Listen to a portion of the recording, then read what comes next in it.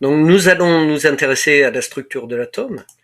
Donc comme l'a montré la vidéo, l'atome est constitué en son centre d'un noyau autour duquel se trouvent des électrons. Donc ces électrons sont en mouvement autour du noyau, ils possèdent une masse très faible et sont chargés d'électricité négative. C'est la raison pour laquelle on les représente par un E comme électron surmonté d'un signe moins. Le noyau. Le noyau de l'atome est très petit, mais il va concentrer toute la masse de l'atome. En effet, les électrons sont très légers et très petits. Si on avait un atome de cette dimension, il faut savoir que le noyau serait tellement petit qu'il serait invisible sur l'écran. Alors, comme on peut le constater, le noyau est constitué de deux types de particules. Ces particules sont appelées des nucléons. Alors, les boules rouges ici représenteraient le premier type de nucléon, ce sont les protons. Les protons portent de l'électricité positive. Un petit moyen mémotechnique pour le retenir, P proton, P positif. Le deuxième type de nucléons, ce sont les neutrons. Les neutrons, eux, ne portent pas de charge électrique, ils sont neutres, comme leur nom l'indique. Enfin, il faut savoir que protons et neutrons ont des masses pratiquement équivalentes. Regardons les dimensions de l'atome. Un atome a un diamètre d'environ 10 puissance moins 10 mètres. Quant à son noyau, son diamètre est d'environ 10 puissance moins 15 mètres. Alors, ce qui est intéressant de faire, c'est le rapport des deux, c'est-à-dire le rapport de la taille de l'atome sur celui du noyau, autrement dit 10 puissance moins 10 sur 10 puissance moins 15, et ça fait 10 puissance 5.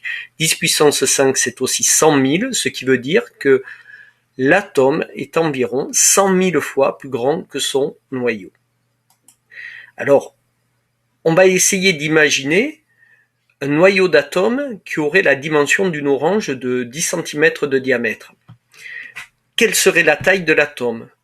Donc l'atome serait 100 000 fois plus grand. 100 000 fois 10 cm, ça fait 1 million de centimètres. 1 million de centimètres, ça fait 10 000 mètres. Et 10 000 mètres, ça fait 10 km. Donc l'atome aurait une taille de 10 km. Enfin, dernier point, la notation X à Z. Alors cette notation va être très importante parce qu'elle permet de connaître tous les constituants de l'atome.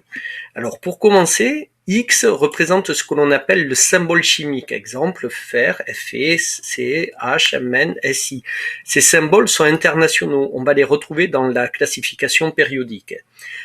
Ce qu'il faut savoir, c'est que si ce symbole est constitué d'une seule lettre, comme ici, B, C, N, O, cette lettre est forcément en majuscule. Par contre, s'il est constitué de deux lettres, exemple cuivre, Cu, la première lettre est en majuscule et la deuxième en minuscule. Alors c'est très important. Pourquoi? Bien parce que si on écrit grand S petit i, ça désigne un atome de silicium. Par contre, si on écrit grand S grand I, ça désigne un atome de soufre plus un atome d'iode. Donc, il faut bien faire attention au respect, notamment des minuscules sur la deuxième lettre. Autre exemple, si vous écrivez grand C grand O, ça va désigner un atome de carbone et un atome d'oxygène. Grand C petit o désigne un atome de cobalt.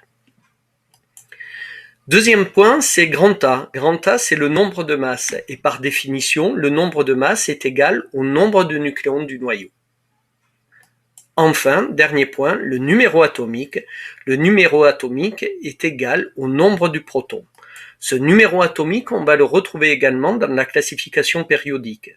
Ici, vous avez ce numéro qui est 24 pour l'atome de chrome. Cela signifie que les atomes de chrome possèdent tous 24 protons dans leur noyau. Et réciproquement, tous les atomes qui ont 24 protons dans le noyau sont des atomes de chrome. Si on prend l'élément chimique qui a pour numéro atomique 50, il s'agit de l'atome d'étain. Et tous les atomes d'étain ont 50 protons dans le noyau. Alors la classification périodique, nous l'étudierons un petit peu plus tard, mais elle est ainsi faite, c'est-à-dire que les éléments sont classés par numéro atomique croissant, 1, 2, 3, 4, 5, 6, etc.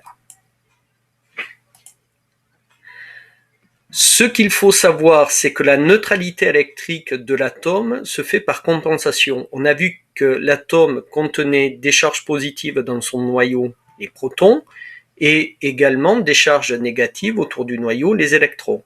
Donc la neutralité se fait par le fait qu'il existe autant de protons que d'électrons.